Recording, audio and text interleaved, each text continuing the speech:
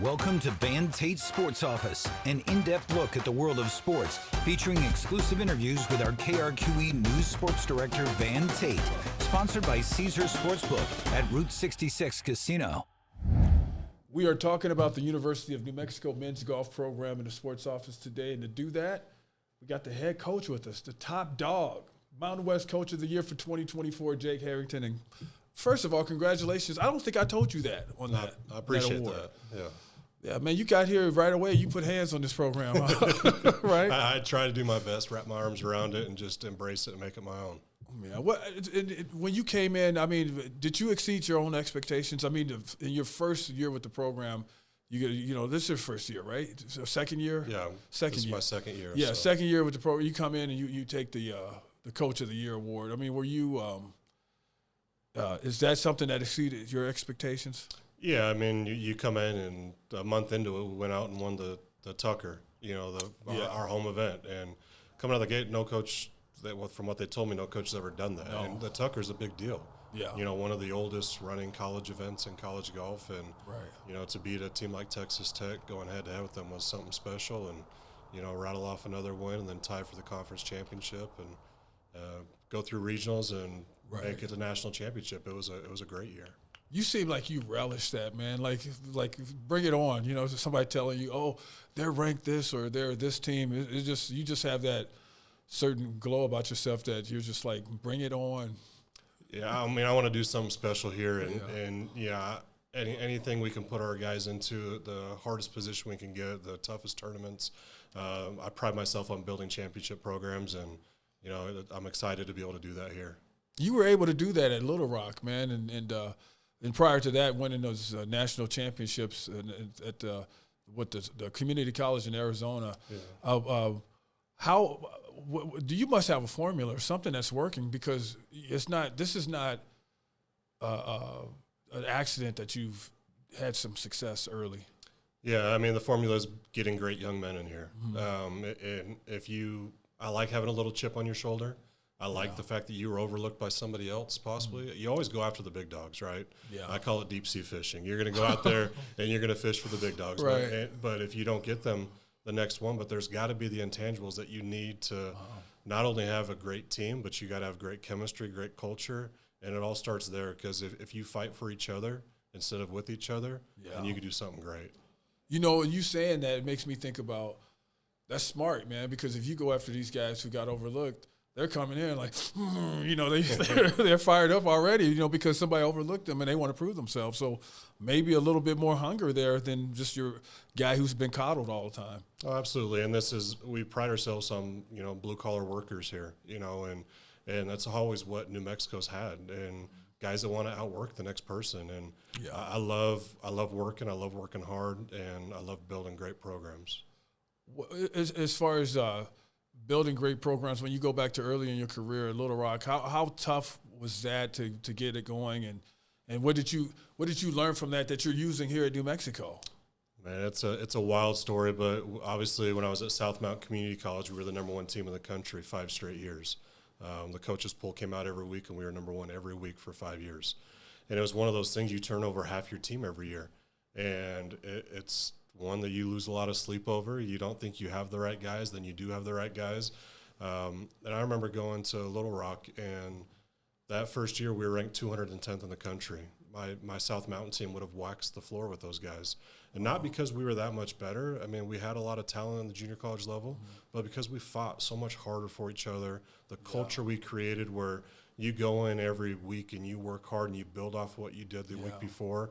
You know, we got to Little Rock, and you get there and the guys took the weekends off, you know, and then wherever you started Friday, you regressed right back to where you were the previous week. And so you couldn't build anything. Yeah. And it was a matter of getting some of the right guys, the culture, the guys that wanted to work hard, the guys that had the chip on their shoulder, the guys that wanted to prove that they were better than Little Rock, which some of them probably were.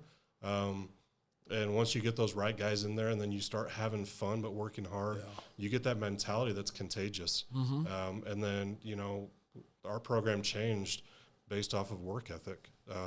And then you get the talent. And Anton Albers was an All-American for me, the first we ever had there. And and obviously you get behind a guy like that with work, and we got to 22 in the country. You know, the one thing about it is weren't you like surprised when you found out that everybody's not trying to go 100%? You know, because I've had this conversation with a couple of people that have come here because I was raised to do everything 100% or don't even do it. Right. And later in life, I found out that I was the one naive about it. I found out that people aren't going 100% because I had some situations, you know, like people working and different things like that didn't want to put all the effort in. And I was amazed by it. It shocks me. It still shocks me to this day. And the one thing I figured out about myself is that I'm never going to recruit anybody who has more drive and more passion than I do. Yeah. And I tell the guys all the time, I want to win more than you. And there's nothing you can do about it because I'm so competitive, passionate about what I do that I want to put everything into it. And that's what I'm going to expect out of you. But I'm not going to expect anything out of you that I don't expect out of myself. And so it's funny when New Mexico job came open, it's like, well, Jake, they expect to win. That's, you know, a historic program. Yeah, you're darn right. And I expect to win too. So there's nobody that could put more pressure on me than me. Yeah. And it doesn't matter where I'm at. That's always going to be the case. The conversation is just getting started. We have more on the other side. As far as you looking at your team coming up for the next season that you're out there, what do you have coming back and what do you like about what you have coming back? Carson Herron's a leader for us, a senior. Obviously, his dad, Tim Herron, played for us. Lumpy. So we know Lumpy very well here, so man. we got some good stock right there. So his senior year is going to be great. Alvaro Portillo is another great. He's a junior for us. And we brought in 2 studs out of the transfer portal that I'm excited for the spring. Mesa Fleur came in from UMKC, University of Missouri, Kansas City, was a player of the year in the Summit League, finished top 10 at the Texas Regional last year, comes in as a junior with a chip on his shoulder, never was recruited by the hometown team in Oklahoma until this last year. And I was shocked when he chose us because Oklahoma came back in the mix and wanted him back. He was like, no. But he found something special here in New Mexico, and we hit it off right away. He loved what I was saying, what I wanted to do, and how I wanted to win championships here. So Mesa's incredible. We also brought in Wyatt Province, who's from Amarillo, Texas. Wyatt played at West Texas A&M last year, won the NCAA Division II National Championship by 5 shots as a freshman. So the kid he can go. He's got a motor. And he hits the ball further than almost anybody I've ever seen. And, so he's got power to go with it. Once he realizes he doesn't need to prove anything, he just needs to play golf. Yeah. And I think that's the case with a lot of people. And then Clark Sonnenberg, a hometown kid from Albuquerque Academy, he's had good. A good fall semester for us. Yeah. I don't ever expect a freshman to come in and do the things he did right away, but he's solid. But we got some guys right behind him and Oliver Cage that can do something special as well. So, have you found that like in a short time that you've been here, like New Mexico has some golfers, man? Yeah, we do. Yeah, and I mean, my assistant coach Sam Saunders, hometown kid, played at La Cueva, covered his career UNM, all over. Yeah, and he was a great player, and guys before that, we've had some great talent here in the state. And thinking about that next year. You guys came close to winning the Mountain West Championship this year. Just in the playoff it got away. But what kind of goals? I mean, you just load up and do it again, right? Absolutely. I mean, that's the goal every year is to win championships, and I believe we have the team to be able to do that. San Diego State come in and what I thought upset us last year. They probably don't think that way, but I do. And if it didn't, it came down to the last hole in regulation where – we had an unfortunate break. Carson Herron hit a shot into the green, hit a tree, and we lost it. It actually got stuck in the tree. That was basically a 2-shot swing right there. We make double, we tie them, and we lose in a playoff. But Carson remembers that. Yeah. And the guys on the team remember that. And they're not going to forget it because if they start to forget it, I'll remind them. Yeah. But that's our tournament, and we're going to go out there and win that. We're going to have a great spring. What's been like the most surprising thing for you as you got into this job and started competing in the Mountain West, were you like taken aback by how good some of the golfers were, or anything like that? Or I mean, the history of New Mexico golf, I knew about it.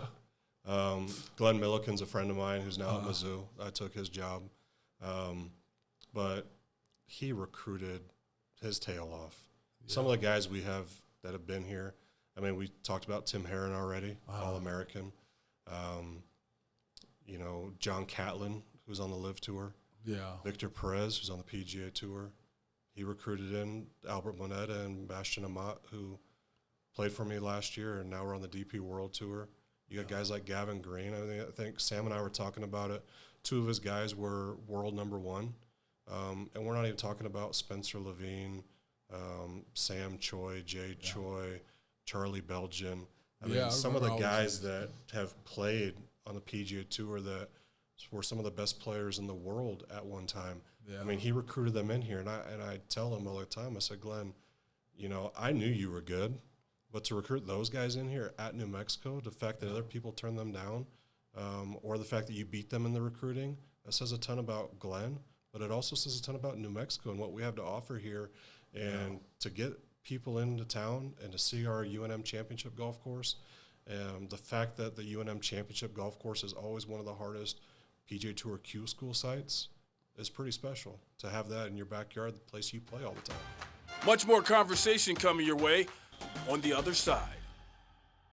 We'll get back to the episode in a moment. Monica Wicki here, host of New Mexico Living. I wanted to let you know that this episode is sponsored by Route 66 Casino and Caesars Sportsbook. If you love sports and like having a little action on the game, Caesars Sportsbook is your go-to destination. For rewards and more info, go to Route66Casino.com. Now back to the episode. The brand New Mexico Golf, that's got to be very helpful for the brand. I mean, like even your players, the players that you have still playing, and like Bastien and those guys, they're out doing their thing. And so the brand New Mexico Golf has to have a pretty good visibility out there. Absolutely. I mean, we talk about Power 4 all the time in college athletics, right? And the fact that we're not Power 4. But you ask anybody in the golf world if New Mexico's Power 4, and they're going to say, yes, we are, because we've been there. I mean, we've been to the Nationals the last 2 years in a row. We've been relevant, you know, top 50 team in the country for decades. And that's what New Mexico Golf is about, and that's what I want to continue to improve and to not just stay relevant, but to be the name where, you know, people talk about us like, well, where'd New Mexico come from? And the people in the golf world know where we are. As far as when did you just decide in your mind, when did you know that I want to coach? I want to coach golf. It was late. The funny thing is I had got my master's degree at the University of Phoenix. I went to work for a company called Fastenal, an industrial supply company. And during that time, didn't really know what I wanted to do there. But I was also interviewed with the CIA to be an undercover agent for about 7 months of interviews. What? So I interviewed with the CIA. I wanted to get in the FBI. My cousin was in the FBI. So I interviewed the CIA. I interviewed with Border Patrol. Those are the best jobs I never got, because during that process, my old coach that I played for in junior college, because I played at South Mountain for a year, I sent my younger brother to play for me. He called me up one day and said, Jake, you ever think about coaching? I said, no. He goes, well, I want you to think about it because I think you'd be pretty good at it. He goes, I'm leaving to go to Chico State, and the job's going to be open. We need somebody. Well, I called my younger brother up, and I said, well, first of all, take that back. I called my dad, and I told my dad what had happened. He goes, are you an idiot? I said, what do you mean? He goes, Jake, you interview with CIA, Border Patrol, you want to go to the FBI. Why are you doing those things? I said, well, because I want to make an impact. He goes, Jake, 17 to 22-year-old boys is when they become men. He goes, that's the biggest impact you'll make in somebody's life.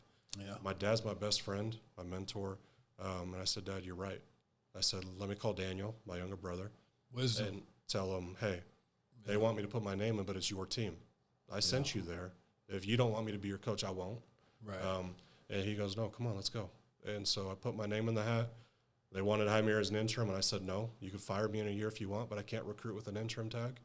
Yeah. We finished 5th in the country that year, and the rest is history. And next 5 years and 3 national championships by 75 shots, and we hit the ground running. And I guess I found something I was good at. That's a cool story, man. In full transparency, I, too, was almost an FBI agent. Really? Yeah. When I was just had graduated. I was getting ready to graduate from UNM, and there was this one guy who was an FBI agent who was way up in the ranks, because he went way up now. Well, he wasn't then, but he went way up because I'd see him on press conferences that was for the U.S. And so his last name was Nelson. That's what I do remember that, and he was recruiting me so hard, man, and I almost gave in, man. He almost had me. Yeah.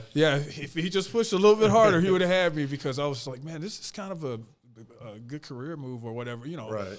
But I always loved doing this. Yeah. And so this went out. But getting back to your story, did you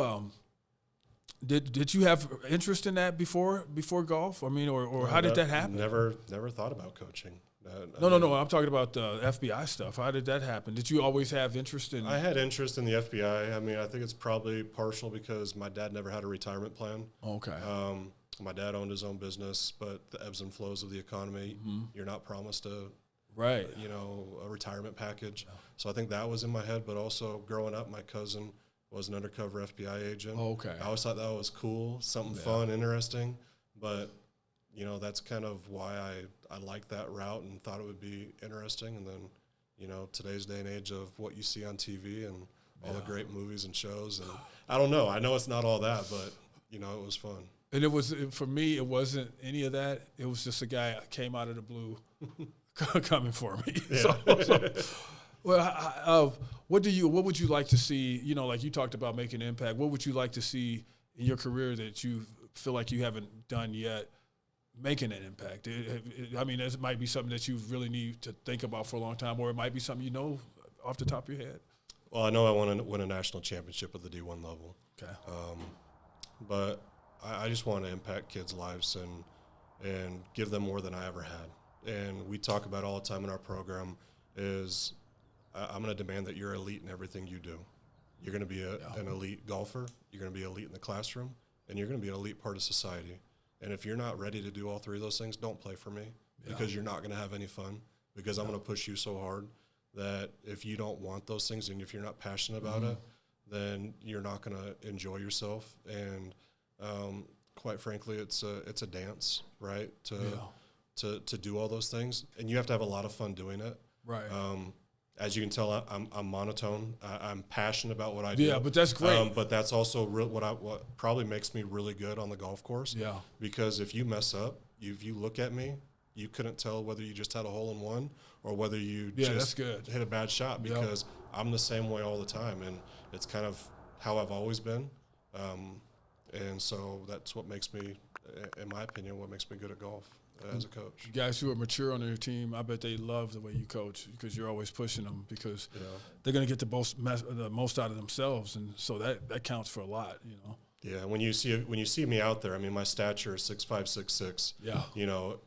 I come in there and you think, if you don't know me or haven't played for me, well, if I hit a bad shot, coach is going to kill me. And it's the exact opposite. Like, I play golf. Yeah. I know how hard it is, and as an athlete, no matter what sport you play, if you mess up, you have to be able to be fearless in order to accomplish great things.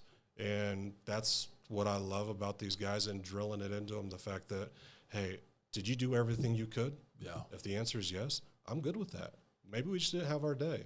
Or maybe I didn't prepare you the right way. Or let's look at some things to what could we have done different. If the answer is you couldn't, then I'm fine. Let's live with no regrets. We're going to go all at it with everything we have. And if we win, we win. And we're going to win more often than we're not. Have you ever had one of those tournaments where everything just happened? I mean, it's just, I compare it to this, playing basketball sometimes. You just go like that and it goes in. You ever had one of those kind of tournaments? Yeah, and, momentum is real. And, I remember 21, Little Rock, we were at regionals in Stillwater, Oklahoma. And we turned the back nine, and we were back by, I think we were 7 or 8 shots behind 5th place. And you had to be in the top 5. Right. And we kept grinding out that backside. I said, guys, one more. And I had to actually walk between holes, and I would talk out loud to myself to convince myself. So when I saw the guys again, I can convince them. Yeah. And sure enough, I stopped looking at the live scoring. We get on 17. I'm in the fairway with the Ole Miss coach. And he turns to me and says, Jake, you got this. And I said, what are you talking about? Like, because last time I looked, we were like 7 back. Oh, yeah. He goes, Jake, you're 1 shot off 5th place. Like, you're about to flip it on them. And I said, okay. And sure enough, we gave him a little pep talk in the fairways, nothing big, but basically just distracting him. Yeah. And all 5 of my guys birdied the 18th hole. And we knocked out Auburn and Baylor by 1 shot with all 5 guys birding. And it was one of the sweetest things. But that was one of those things that just everything went right. You know, I remember having discussions in the fairway on 18 with 2 of my players. It was a par 5 we could reach in 2. Wow. And they're like, Coach, what do I do? I said, what do you mean, what do you do? How far you got? Right. I remember one kid was 235, and he's like, oh, Coach, you got to decide. I said, you got that shot? He goes, yeah. I said, 8 out of 10 times? He goes, absolutely. I said, okay, let's hit it. And he hit it right in the middle of the green, 2-putt birdie. Next guy did the same thing.